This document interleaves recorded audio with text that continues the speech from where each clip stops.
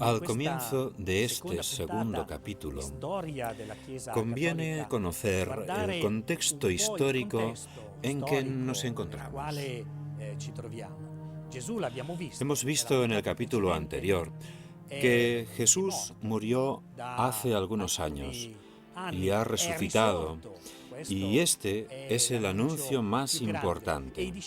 Los discípulos ahora están diseminados por todo el mundo para llevar este anuncio de salvación, este mensaje de esperanza y de paz. Están en un mundo que les acoge como si estuviera necesitado de su mensaje, como si lo estuvieran esperando. Y a través de las calzadas que los romanos habían construido, se desplazan por todo el imperio, del sur al norte de Italia y más allá de los Alpes, llevando el mensaje del amor.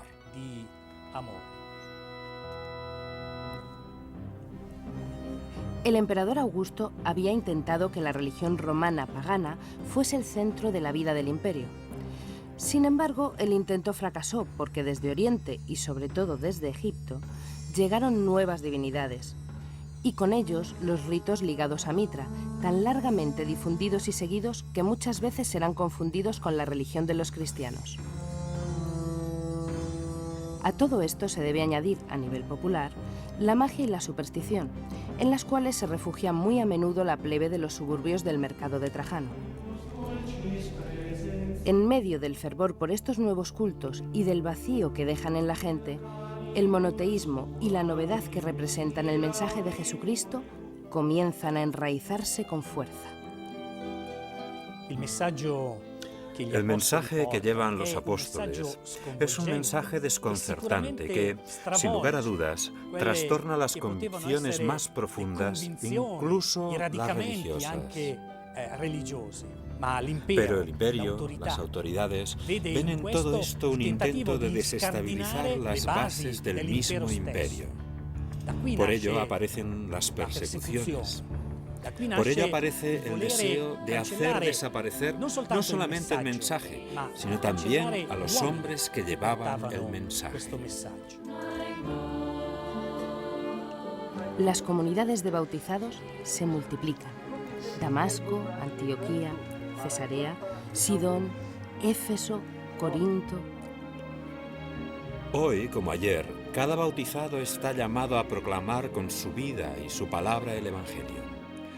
Y hoy, como ayer, en las comunidades católicas de todo el mundo, hay algunas personas que tienen la responsabilidad de guiar a sus hermanos. Como aparece documentado en los Hechos de los Apóstoles y en las cartas, ya en las primeras comunidades encontramos obispos, presbíteros y diáconos.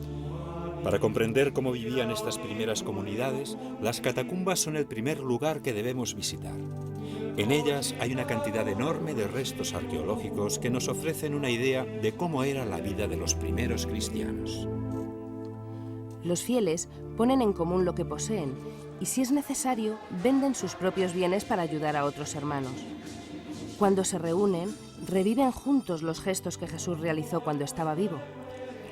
Y la lectura del Evangelio se convierte para todos en la fuerza y el corazón con que se alimenta y aumenta la fe de cada uno. La fe de los primeros católicos, que cobra cada vez mayor fuerza y vigor, es la misma fe en la que entrará San Pablo, el cual, de gran perseguidor de cristianos, se convierte en fiel seguidor del Evangelio de Cristo. San Pablo es una figura magnífica, una figura humana de la categoría más alta, un hombre inteligente, un hombre orgulloso, un hombre preparado, un hombre de cultura, un hombre honesto. No era una personalidad fácil, con su orgullo de ciudadano romano. Es un hombre de convicciones religiosas, como debe ser. Se sentía en su religión auténtico y quería propagarla hasta el punto de que frente a un desafío y a un peligro, como podía serlo el cristianismo, está decidido a perseguirlo. Fue a perseguir a los cristianos. Era un hombre convencido. Pero este hombre ha sido conquistado por Jesucristo. Y esto es lo decisivo. Jesús toma la iniciativa. Jesús es el Hijo de Dios y Jesús llama. Jesús llega al fondo de los corazones. Qué alegría y qué privilegio poder abrir el corazón a Jesús. Jesús cambia todo en Pablo. Desaparece el perseguidor, pero no desaparece el hombre convencido y comienza a viajar para llevar a Jesús.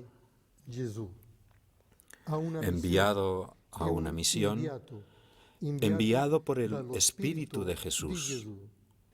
Pablo nos habla de tal manera de su Señor que hace que nos enamoremos de Jesús, que es nuestro Señor.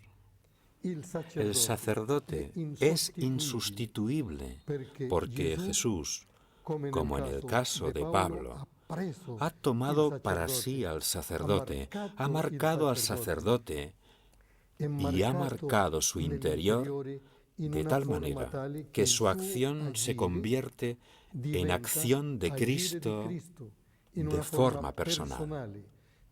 Jesús lo ha ligado a sí mismo. Es insustituible porque Jesús está presente en medio de la comunidad, no como alguien que viene a hablar de Jesús, no como alguien que coge un libro y repite lo que dice el libro, no, sino como alguien consciente de que su persona ha quedado marcada. Su ser es un ser nuevo, marcado por una potencialidad y por un poder propio para actuar y trabajar como Cristo. Yo te absuelvo. Donde menos uno se lo espera, hay un sacerdote. Incluso en lo más oscuro de la ciudad habrá un sacerdote dispuesto a escuchar, a sanar. Un sacerdote que sabe, como Pablo, que ha sido poseído por Dios, conquistado por Jesús, y que sabe que debe llevar a Jesús. Es Jesús crucificado por todos los caminos del mundo. ¿Qué figura es Pablo? ¿Qué figura es el sacerdote? En las catacumbas encontramos restos de las frases que San Pablo y San Justino recuerdan en su comunión. Pablo escribe a los cristianos de Corinto: «El cáliz que bendecimos, ¿no es la comunión con la sangre de Cristo? Igualmente, el pan que partimos, ¿no es acaso la comunión con el cuerpo de Cristo?». Un siglo más tarde, Justino, filósofo y mártir, escribirá: «Este alimento nos llega con el nombre de Eucaristía, y nadie lo debe consumir sin creer en nuestra doctrina y sin vivir como Jesucristo ha ordenado». Para seguir con nuestro relato, es importante hacer una parada en una fecha concreta: el año 51 después de Cristo, fecha fundamental para la historia de los católicos. En ella tiene lugar una de las reuniones más importantes entre los primeros católicos. Es entonces cuando se va a decidir si los nuevos conversos han de circuncidarse o no. Y precisamente es dentro de la dinámica del diálogo donde los cristianos logran superar incluso las crisis internas. Logran superar también este delicado momento de su vida interna y, como nos dice San Pablo, no hay que imponer la ley de Moisés a los paganos que se conviertan, precisamente porque la conversión es el lugar donde se acoge al hermano que se acerca.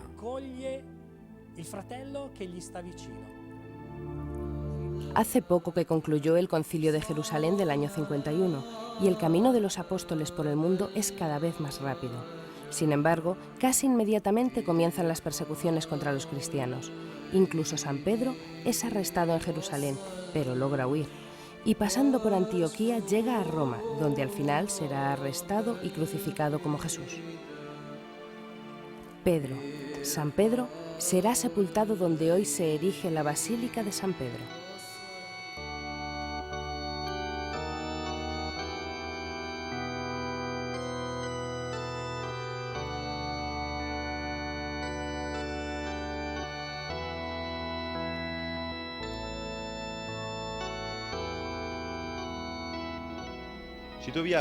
Nos encontramos bajo la nave central de la Basílica Vaticana, a una profundidad aproximada de 9 metros.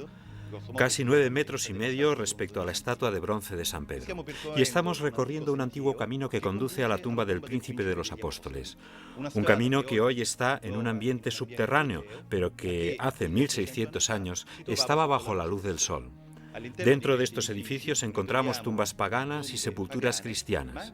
Son sepulturas que atestiguan la implantación del cristianismo durante los primeros siglos del Imperio. Siguiendo este camino a través de la necrópolis vaticana, llegamos junto a la tumba de San Pedro. Un lugar importantísimo que se encuentra justo debajo del baldaquino de Bernini. Aquí podemos ver los restos de la construcción que se realizó en el siglo II sobre la humilde tumba de San Pedro. En el lado opuesto no se ve la pequeña columna del lado norte de la construcción del siglo II, sino el célebre y famosísimo muro de grafitis. Una pared que se conoce con ese nombre porque está literalmente cubierta por grafitis cristianos, escritos en latín, que atestiguan una gran devoción entre el final del siglo III y principios del siglo IV por la tumba de San Pedro. Los resultados de las excavaciones arqueológicas del siglo pasado y, sobre todo, la increíble sucesión de monumentos que aquí se pueden ver, constituyen, junto con la presencia de la Basílica Constantiniana en este lugar, un testimonio elocuente de la existencia aquí de la tumba del Príncipe de los Apóstoles.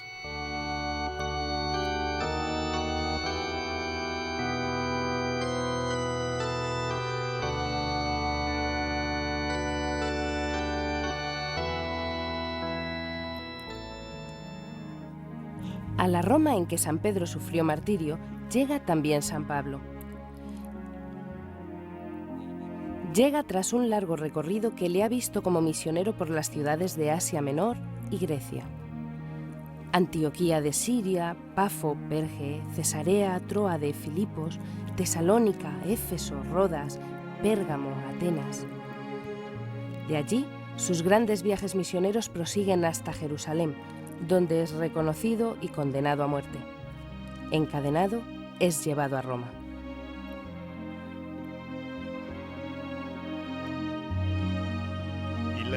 El ambiente que se respiraba en Roma en el primer siglo después de Cristo era el de una sociedad multirreligiosa. Respecto al lugar ocupado por los cristianos en la Roma de aquellos tiempos tan precoces, los arqueólogos han realizado múltiples investigaciones, pero no han tenido suerte. De todas formas, las fuentes son de gran ayuda. Los Hechos de los Apóstoles, las cartas paulinas y los primeros padres de la Iglesia. Los cristianos debían reunirse en las Domus Ecclesiae para la liturgia eucarística. Se trata de casas comunes, de casas de los propios cristianos ofrecidas por ellos mismos para estas primeras reuniones litúrgicas. El cristianismo entra lentamente, de manera capilar, poco a poco infiltrándose en la estructura social de su tiempo. Estamos en el año 67 después de Cristo. Pablo es apresado y traído aquí, donde hoy se encuentra la iglesia de las Tres Fuentes, para ser decapitado. Y sus restos se conservan en la Basílica de San Pablo extramuros. Jesús había dicho: «Os mando como corderos en medio de lobos. Si me han perseguido a mí, os perseguirán también a vosotros, pero si han aceptado mi palabra, aceptarán también la vuestra». Son palabras escritas hace 2000 años, pero no se puede negar que la historia de aquellos que le siguen, siglo tras siglo, está marcada por las persecuciones más atroces hasta nuestros días, con el recuerdo de los mártires en miles de santuarios repartidos por todo el mundo dedicados a ellos. El primero de esta gloriosa lista es Esteban, hombre de fe, animado por el Espíritu Santo, como está escrito en los Hechos de los Apóstoles. Desde el día del martirio de Esteban hasta el trágico verano en que arde Roma y Nerón culpa de ello a los cristianos, han transcurrido solamente 30 años.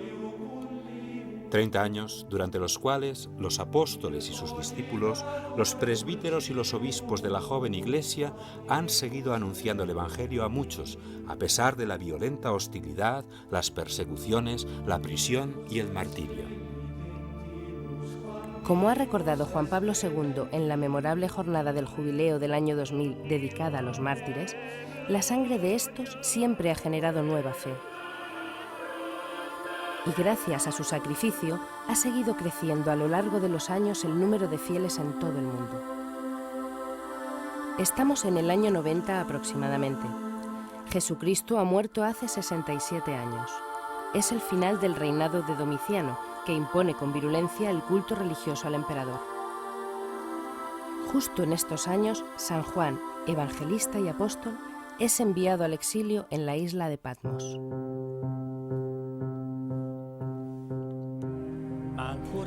Sin embargo, durante otros 40 años, con los gobiernos de Trajano y Adriano, siguen las persecuciones.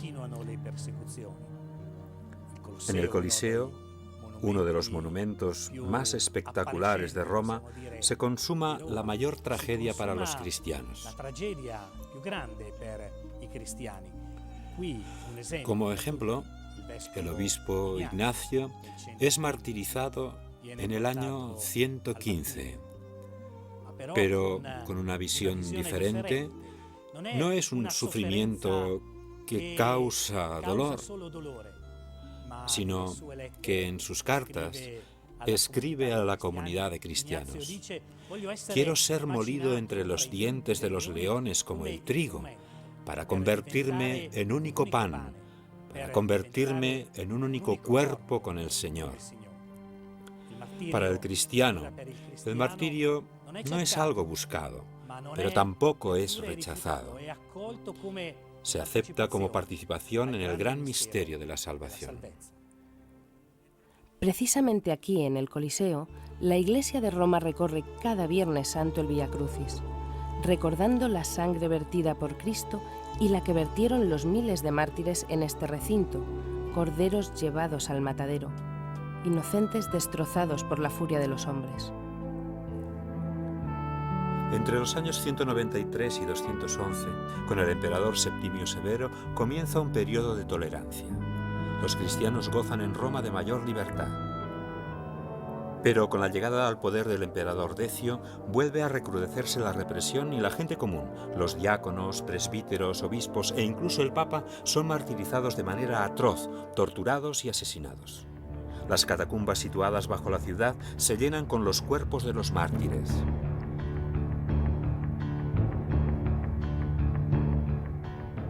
Pero no solo en Roma, también en otras grandes ciudades como Alejandría, Cartago y Esmirna se persigue a los cristianos.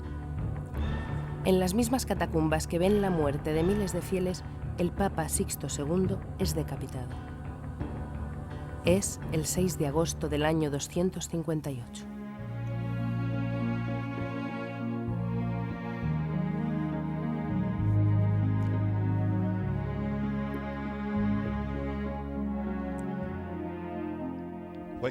A veces los arqueólogos tienen suerte y excavando en las catacumbas encuentran las tumbas de los mártires. A mediados del siglo XIX, el gran arqueólogo romano Giovanni Battista de Rossi comenzó aquí su gran aventura arqueológica, en este lugar que ahora denominamos la cripta de los papas. Porque en esta sala, ahora completamente restaurada, encuentran reposo una serie de pontífices y algunos mártires que vivieron en el siglo III. El primero de todos, sepultado en la tumba del fondo, era el Papa Sixto II, que fue asesinado junto a sus 4 diáconos, Magno, Vicente, Felicísimo y Agapito, el 6 de agosto de 258, con motivo de la gran persecución de Valeriano.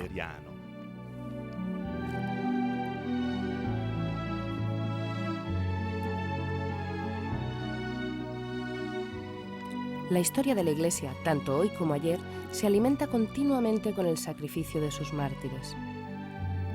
Y como veremos en el tercer capítulo, disfrutará de una época de paz con la llegada al trono de Roma del emperador Constantino, el cual aplicará la tolerancia y sabrá dar a la nueva religión cristiana el reconocimiento que merece.